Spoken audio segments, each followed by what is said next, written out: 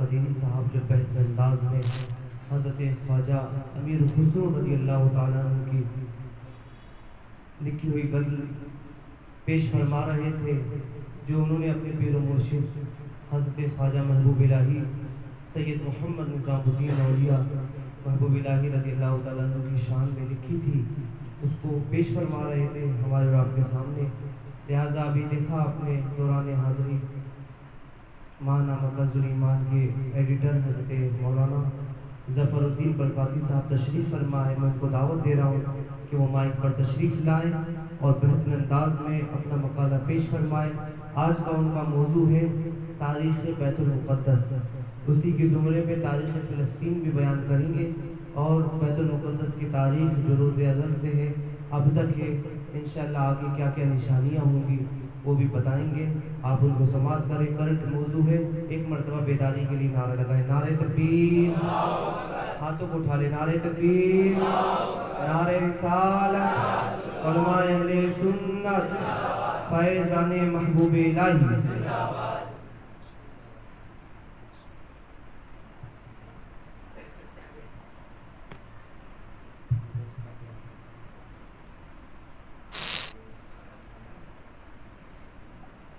السلام علیکم۔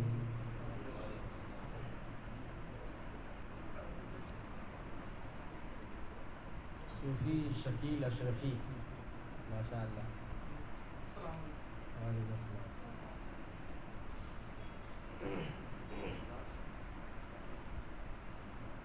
تیسری ماہانہ نورانی محفل میں آپ تشریف لائے، آپ کو مبارکباد پیش کرتا ہوں، اور جو حضرات مسلسل آ رہے ہیں انہیں محسوس ہو رہا ہوگا کہ یہ فائدے کی چیز ہے۔ آج بریلی شریف سے جو مہمان تشریف لائے ہیں خطاب کے لیے، حضرت مولانا تقی احمد بریلوی صاحب، ان کی ایک خصوصیت یہ ہے کہ وہ رات میں پروگرام نہیں کرتے، دن میں کرتے ہیں، دن میں تقریر کر کے چلے جاتے ہیں گھر۔ یہ ہمارے لیے ایک نئی چیز ہے، سارے خطیب رات میں پروگرام کرتے ہیں، یہ پہلے خطیب ہے نمونہ جو دن میں پروگرام کرتے ہیں، اکیلے پیغام دے رہے ہیں کہ رات اللہ نے سونے کے لیے بنائی ہے، دن کام کے لیے بنایا ہے، اکیلے پورے بھارت میں ہے۔ اور اگر ہم لوگ یہ دن میں پروگرام نہیں کر رہے ہوتے تو اس اکیلے منفرد نمونہ شخص کی زیارت نہیں کر پاتے، تو یہ محفل بہانہ ہے۔ آج کا ماحول ایسا ہے، پوری دنیا میں بیت المقدس کا چرچا ہے، فلسطین کے مظلوم مسلمانوں کا چرچا ہے، اور کئی جہتوں سے اسے دیکھا جا رہا ہے۔ میں اپنی گفتگو شروع کرنے سے پہلے تاریخ کا خلاصہ آپ کے سامنے پیش کرنا چاہتا ہوں دو جملوں میں۔ تاریخ کا سب سے بڑا سبق ہمارے لیے یہ ہے کہ ہم نے کوئی سبق حاصل نہیں کیا ہے۔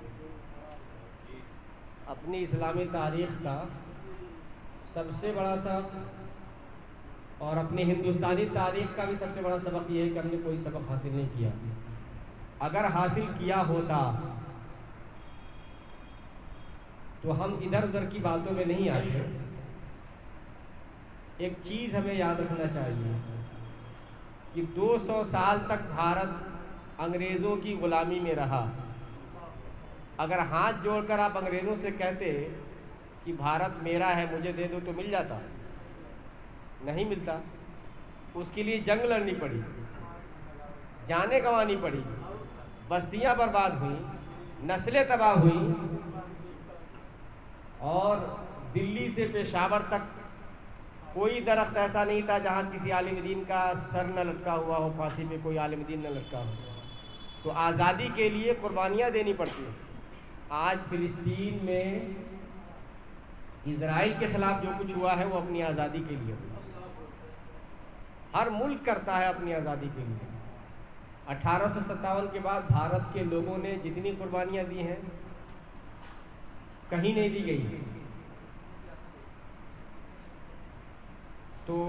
اس پس منظر میں تاریخ کے اس تناظر میں ہم دیکھیں گے تو فلسطین کا تازہ مسئلہ ہمارے سمجھ میں آ جائے گا کہ آزادی کے لیے ہر ملک کا شہری ایسے ہی کرتا ہے۔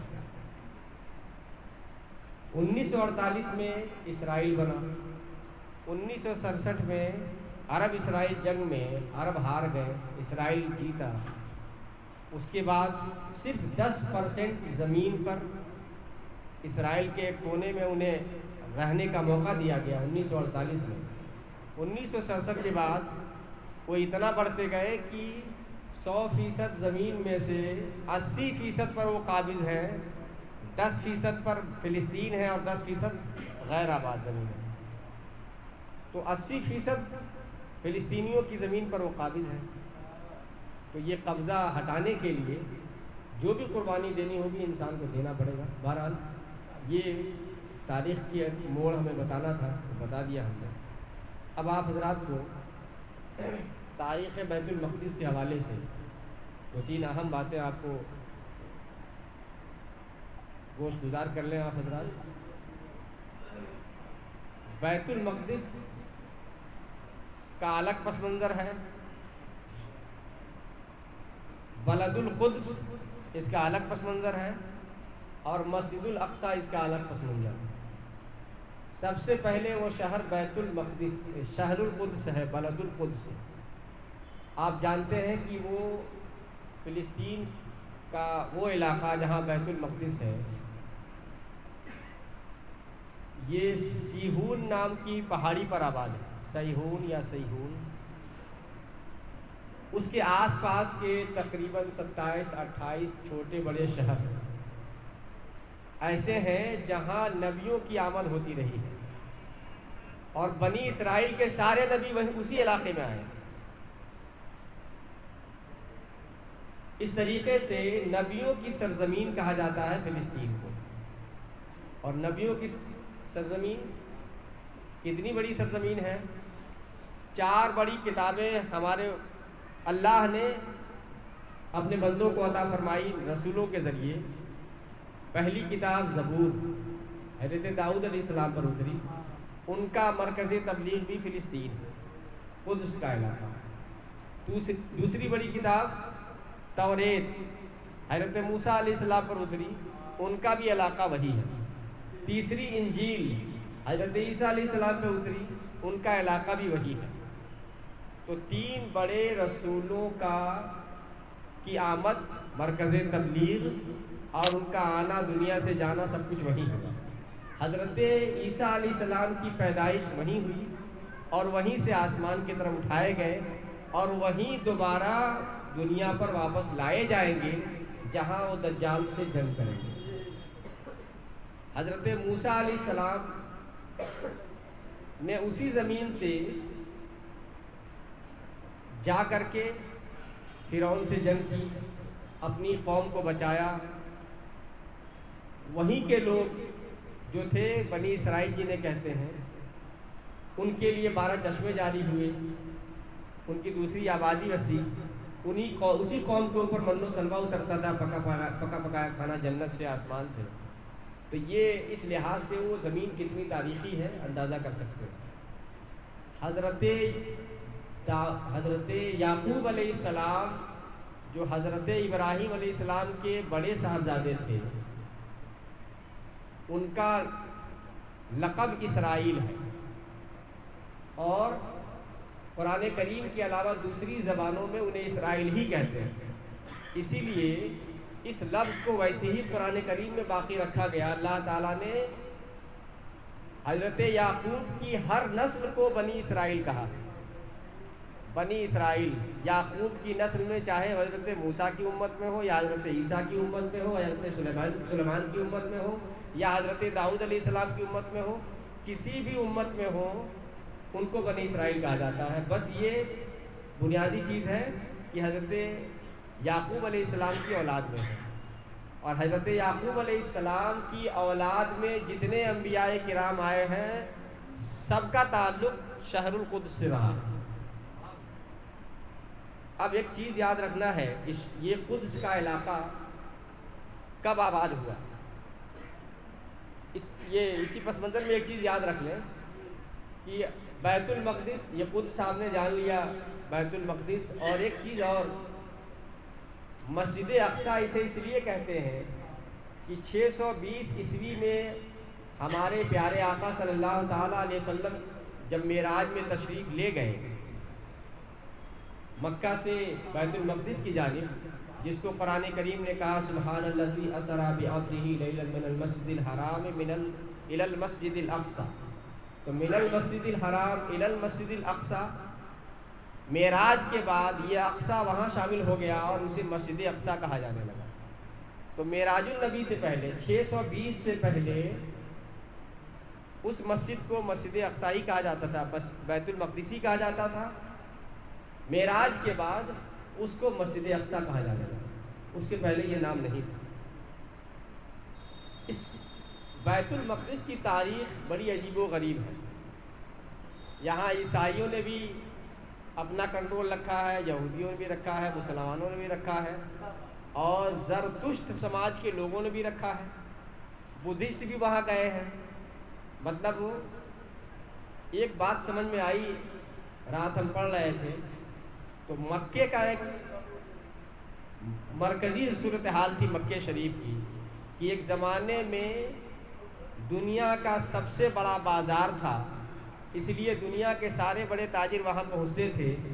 اسی طریقے سے کسی زمانے میں قدس کا یہ شہر بھی سب سے بڑا بازار رہا ہے، اور وہاں دنیا کے بہت سارے بڑے تاجر وہاں پہنچتے تھے، اور ان تاجروں کے ذریعے بادشاہوں کو خبریں ملتی تھی کہ یہ علاقہ زرخیز ہے، اور پھر دوسرے بادشاہ اس پہ حملہ کرتے تھے۔ اب اس کا ایک خلاصہ میں آپ کے سامنے پیش کر دوں۔ 961 قبل مسیح، قبل مسیح حضرت عیسیٰ علیہ السلام کی ولادت کے 961 سال پہلے، قبل مسیح حضرت سلیمان علیہ السلام کی حکومت تھی، اور آپ جانتے ہیں کہ حضرت سلیمان علیہ السلام کی حکومت ہواؤں پر بھی تھی، پانی پر بھی تھی، چرند و پرند پہ بھی تھی، جناتوں پر بھی تھی۔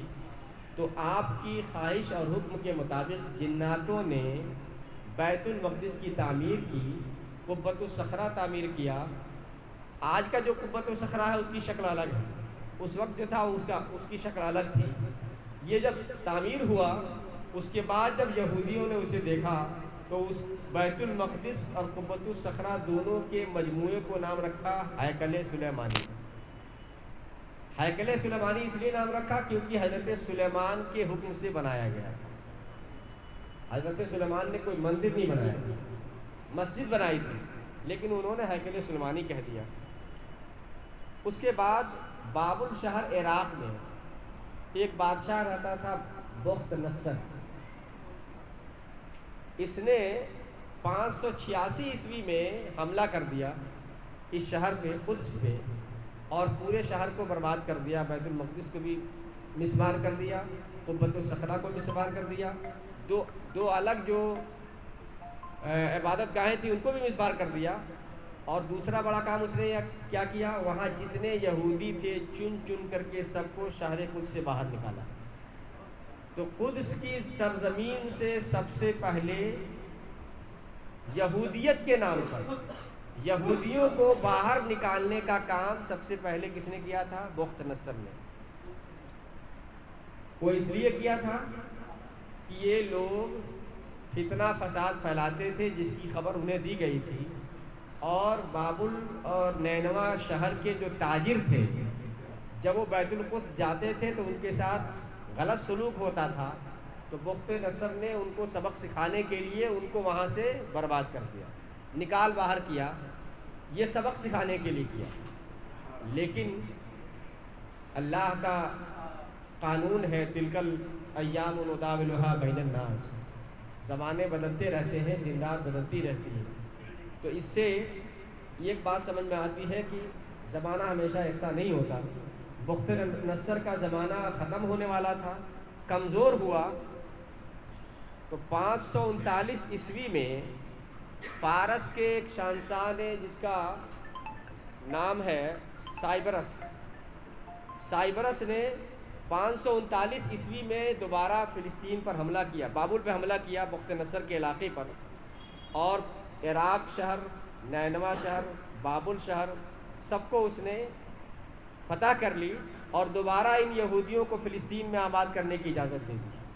تو ایک پہلی بار بخت نصر کے زمانے میں یہ نکالے گئے اور پھر دوبارہ یہ سائبرس کے زمانے میں آباد کیے گئے، اور جب یہ آباد ہوئے تو انہوں نے محسوس کیا کہ اب ہمیں اپنی کچھ نشانیاں ایسی رکھنی چاہیے جس سے ہم بتا سکیں دنیا کو کہ ہم یہاں آباد تھے۔ تو اب انہوں نے اپنے حساب سے تعمیرات شروع کی اور وہاں کی حدود بڑھی۔ وہاں سیہون نام کی جو پہاڑی ہے جس پر بیت المقدس ہے، قبۃ الصخرہ ہے، مسجد ابراہیم ہے، دیوار گریاں ہے، یا دوسری عبادت گاہیں ہیں، یا زمین کے اندر 2 مسجدیں ہیں، یہ سب اس کے بعد تعمیر ہوئی۔ اور یہ ساری نشانیاں اس بات کی دلیل ہے کہ اس وقت مکس لوگ تھے، عیسائی بھی تھے اور موحد بھی تھے، یہودی بھی تھے، جنہوں نے حضرت موسیٰ علیہ السلام کی تعلیم کو بھلا دیا تھا۔ یہ تو زمانہ ان کا تھا۔ پھر ایک زمانہ آیا، روم اس زمانے میں عیسائی تھے اور یہاں سارے یہودی تھے۔ تو روم کے جنرل ٹائٹس نے بیت المقدس اور ہیکل سلیمانی دونوں کو مسمار کر دیا۔ یہ زمانہ ہے حضرت عیسیٰ علیہ السلام کی پیدائش کے بعد کا۔ اس نے اس کو برباد کیا اور اس کے بعد نتیجہ یہ ہوا کہ حضرت عیسیٰ علیہ السلام کے ماننے والے عالموں کی تعلیم و تربیت سے پورا روم عیسائی ہو گیا۔ پورا جب روم عیسائی ہوا اور انہوں نے حملہ کیا تھا فلسطین پہ، وہاں سارے یہودی تھے، تو حملہ کرنے والی فوج کے ساتھ عیسائی وہاں پہنچے تو اب آبادی عیسائیوں کی وہاں بڑھنے لگی۔ تو ایک زمانے میں صرف یہودی ہوا کرتے تھے، لیکن روم کے دخل اندازی کے بعد اور ٹائٹس کے حملے کے بعد روم کے ذریعے عیسائی وہاں پہنچنے لگے اور انہوں نے اپنی جگہ پہچان لی کہ میرے پیغمبر حضرت عیسیٰ کی پیدائش یہاں ہوئی تھی اور یہاں سے انہیں صلیب پہ چڑھایا گیا تھا، تو انہوں نے اپنا مقام بھی بنا لیا۔ تو ایک نیا مرکز تیار ہو گیا حضرت عیسیٰ علیہ السلام کے ماننے والوں کا، نصارہ کا، عیسائی کا۔ اب یہ 2 مرکز ہو گئے۔ اب تیسرا مرکز کب ہوا تھا؟ اب 2 باتیں ہمیں یاد رکھنے کی ہیں۔ مسلمانوں کا مرکز وہ بیت المقدس کب ہے، کب سے ہے، آج اس کی کیا صورتحال ہے؟ حضرت آدم علیہ السلام سے لے کر حضرت عیسیٰ علیہ السلام تک سارے پیغمبر اللہ کے پیغمبر ہیں، اور اللہ فرماتا ہے ان الدین عند اللہ الاسلام، دین اللہ کے نزدیک اسلام ہی ہے، اور ہر پیغمبر نے اسلام کی ہی تبلیغ کی ہے۔ اس کا مطلب یہ ہے کہ حضرت آدم سے لے کر حضرت عیسیٰ علیہ السلام تک ہر پیغمبر نے اس دین اسلام کی تبلیغ کی، اور دین اسلام کی تبلیغ کے لیے ہی آخری پیغمبر مبعوث فرمائے گئے۔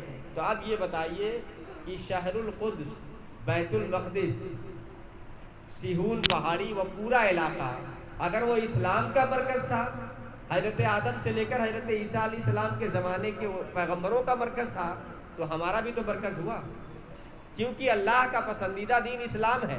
سارے پیغمبروں نے دین اسلام کی ہی تبلیغ کی ہے، دعوت دی ہے، اور ہمارا دین بھی دین اسلام ہے، آخری پیغمبر کا دین دین اسلام ہے۔ تو وراثت کس کی ہوئی؟ وہ زمین ہماری وراثت ہوئی، مسلمانوں کی وراثت ہوئی۔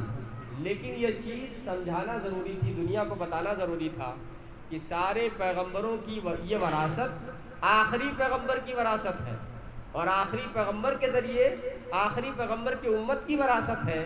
یہ سمجھانے کے لیے 620 میں اللہ تعالیٰ نے حضرت محمد صلی اللہ تعالیٰ علیہ وسلم کو مکہ شریف مسجد حرام سے بیت المقدس کا سفر کرایا، اور وہاں سارے نبیوں کی امامت کرائی آپ سے۔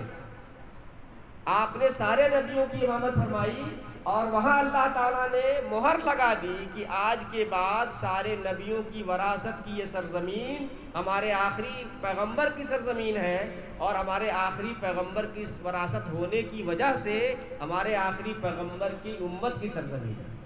تو آج یہ فلسطین ہماری سرزمین ہے۔ اگر ہمارا عقیدہ مضبوط ہے کہ ہم آخری پیغمبر کو ماننے والے ہیں، اور معراج کی شب میں اللہ نے یہی انتظام فرمایا تھا دنیا کو اور ہم کو سمجھانے کے لیے کہ یہ ہماری وراثت ہے، اسے ہمیں سنبھالنا ہے، تو ہمیں بھی یہ عقیدہ مضبوط رکھنا چاہیے، اور اس مضبوط عقیدے کا اظہار زبان و قلم سے ہونا چاہیے، کردار و عمل سے ہونا چاہیے۔ خاموشی اچھی چیز نہیں ہے۔ آج فلسطین میں جو کچھ ہو رہا ہے، دنیا جو کچھ کہے، لیکن آپ دیکھ رہے ہیں ایک اسرائیل کے لیے امریکہ بھی ساتھ دے رہا ہے، انگلینڈ بھی ساتھ دے رہا ہے، دوسرے لوگ بھی ساتھ دے رہے ہیں، لیکن فلسطین کو ساتھ دینے کے لیے کوئی نہیں کھڑا، سب ڈرے سہمے ہوئے ہیں۔ حالانکہ سب جانتے ہیں کہ فلسطین حق پر ہے، آزادی کے لیے لڑائی لڑی جا رہی ہے، اور یہ سب جانتے ہیں کہ یہ سرزمین ہماری ہے، یہ بھی ان کا عقیدہ ہے کہ ہم آخری پیغمبر کے ماننے والے ہیں، اور ہماری یہ سرزمین ہے ان کی وراثت کی وجہ سے، ہماری وراثت ہے، اور اپنی وراثت کی حفاظت کرنا ہماری ذمہ داری ہے۔ لیکن صورتحال، سیاسی پس منظرنامہ ایسا ہے کہ سبھی ڈرے سہمے ہوئے ہیں۔ حالانکہ اس وقت عالم عرب میں فلسطین کے پڑوس کے ممالک اتنے مضبوط ہیں کہ 1 گھنٹے کے لیے کہہ دیں کہ آج سے تیل گیس باہر نہیں جائے گا تو ساری جنگ رک جائے گی، لیکن ہمت نہیں ہے کہنے کی۔ یہ صرف اس لیے کہ ان کا عقیدہ کمزور ہو گیا ہے، ان کا ایمان کمزور ہو گیا ہے۔ اللہ تعالی ہم سب کو توفیق دے کہ ہمارا ایمان مضبوط ہوتا رہے، کبھی کمزور نہ ہو، اور بولنے، سمجھنے، سمجھانے، لکھنے اور کردار و عمل کو اسی طریقے سے پیش کرنے کی توفیق عطا فرمائے۔ اب ایک اور اہم بات فلسطین کے حوالے سے، بیت المقدس کی شرعی حیثیت بھی ہمیں جاننا ضروری ہے۔ ایک چیز بڑی تیزی سے پھیل رہی ہے اور پھیلائی جا رہی ہے کہ قبلہ اول اگر پہلے سے کعبہ تھا تو بیت المقدس کیسے ہو گیا؟ حضرت آدم علیہ السلام نے بنیاد رکھی کعبہ کی، اور کعبہ ہی کیا ہے وہ آیت کریمہ ان اول بیت وضع للناس ببکہ، سب سے پہلی عبادت گاہ، عمارت جو زمین پر انسانوں کے لیے اللہ کی عبادت کی خاطر بنائی گئی، وہ عبادت گاہ مکہ شریف میں کعبہ ہے، سب سے پہلی عبادت۔ اگر سب سے پہلی عبادت وہ بنائی گئی، سب سے پہلا کعبہ کعبہ شریف ہے، مسجد حرام ہے، تو پھر یہ بیت المقدس کا کعبہ کب ہوا؟ یہ اپنے آپ میں سوچنے سمجھنے والی بات ہے۔ جو لوگ نہیں جانتے ہیں تاریخ کا پس منظر، وہ اگر ان سے کہا جاتا ہے کہ قبلہ اول وہ نہیں ہے، قبلہ اول کعبہ ہی ہے، کچھ چیزیں ہوتی ہیں جو وقتی طور پر استعمال کر دینے کی وجہ سے ہی تاریخ کا اصطلاحی لفظ بن جاتی ہے، ٹرم بن جاتا ہے۔ حضرت آدم علیہ السلام سے لے کر حضرت موسیٰ علیہ السلام سے پہلے تک کعبہ ہی قبلہ رہا۔ حضرت موسیٰ علیہ السلام سے لے کر حضرت عیسیٰ علیہ السلام تک بیت المقدس قبلہ رہا، اور 620 میں جب معراج ہوا، نبی کریم صلی اللہ تعالیٰ علیہ وسلم اللہ کی بارگاہ میں تشریف لے گئے، عرش اعظم پر لامکان میں تشریف لے گئے، تو وہاں سے کیا تحفہ لے کر آئے؟ نماز کا تحفہ لے کر آئے۔ اور نماز جب فرض ہوئی تو ظاہر ہے کہ نماز کی شرائط میں سے ایک یہ کہ قبلہ کی طرف رخ ہو، استقبال قبلہ نماز کی شرائط میں سے ہے۔ اگر استقبال قبلہ شرط ہے، نماز فرض ہوئی، تو نبی کریم صلی اللہ تعالیٰ علیہ وسلم کس طرف رخ کر کے نماز پڑھتے تھے؟ تو آپ کو معلوم ہونا چاہیے کہ نبی کریم صلی اللہ تعالیٰ علیہ وسلم نے 17 مہینے بیت المقدس کی جانب رخ کر کے نماز پڑھی، نماز فرض ہونے کے بعد 17 مہینے، اور ہجرت کے پہلے 2 سال، اور ہجرت کے بعد، ہجرت کے پہلے جو ہے پورے 15 مہینے، اور ہجرت کے 2 مہینے بعد تک، تو 17 مہینے ہو گئے۔ اس بیچ میں جب نبی کریم صلی اللہ تعالیٰ علیہ وسلم جب مکہ شریف میں نماز پڑھتے تھے کعبے میں، تو آپ حجر اسود اور رکن یمانی کے بیچ میں کھڑے ہوتے تھے۔ حجر اسود رکن یمانی کے بیچ میں کھڑے ہونے کا فائدہ یہ تھا کہ سامنے کعبہ ہوتا تھا اور ٹھیک سامنے فلسطین میں بیت المقدس ہوا کرتا تھا۔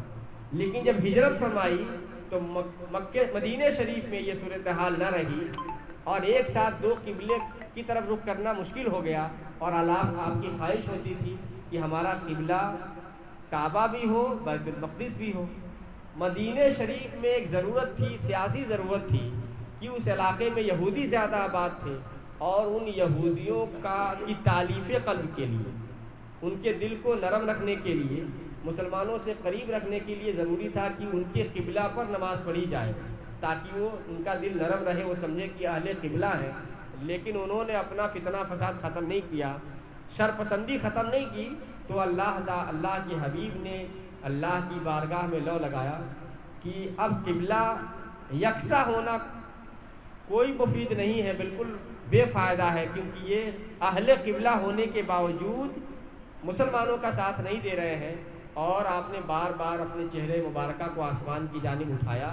قرآن نے کتنا اچھا منظر کھینچا ہے کہ حبیب میں بار بار آپ کے چہرے کو آسمان کی طرف اٹھتے ہوئے دیکھتا ہوں، اور ایسا ہوا کہ نماز کے عین حالت میں جماعت ہو رہی ہے عصر کی یا ظہر کی، عین نماز کی حالت میں اللہ کا حکم ہے اے حبیب اب اپنا چہرہ کعبے کی طرف پھیر لو جیسا کہ تمہاری خواہش تھی، اور اللہ کے حبیب کی خواہش کے مطابق قبلہ کعبہ ہو گیا بیت المقدس کے علاوہ۔ اب ہمیں ایک چیز یاد رکھنا چاہیے کہ نماز کی فرضیت کے بعد پورے 16 یا 17 مہینے ہمارے پیغمبر نے بیت المقدس کی جانب منہ کر کے نماز پڑھی ہے۔ اسی بنیاد پر اسے قبلہ اول کہا جاتا ہے۔ پچھلی تاریخ کی بنیاد پر قبلہ اول نہیں کہا جاتا، اس کی بنیاد پر قبلہ اول کہا جاتا ہے۔ اب ایک چیز اور یاد رکھنے کی ہے، اگر حضرت موسیٰ علیہ السلام سے لے کر حضرت عیسیٰ علیہ السلام تک قبلہ بیت المقدس تھا، تو حضرت عیسیٰ سے لے کر ہمارے پیغمبر تک قبلہ کون تھا؟ تو اس بحث میں کوئی نہیں پڑتا، اس لیے کہ یہ فطرت کا زمانہ ہے۔ فطرت کا زمانہ کہتے ہیں جس میں کوئی پیغمبر نہیں آیا ہو۔ تو جب اس میں کوئی پیغمبر نہیں آیا ہو اور اس دور کے لوگ کسی پیغمبر کو نہ مانتے ہوں، بلکہ جو ماننے والے ہوں موحد ہوں، صرف ایک خدا کو ماننے والے ہوں، تو اس کی بحث اس میں نہیں کی جاتی ہے۔ اللہ تعالی ہم سب کو سننے سنانے سے زیادہ عمل کرنے کی توفیق عطا فرمائے۔ اب ہمارے مہمانان گرامی تشریف لا رہے ہیں۔ نعرہ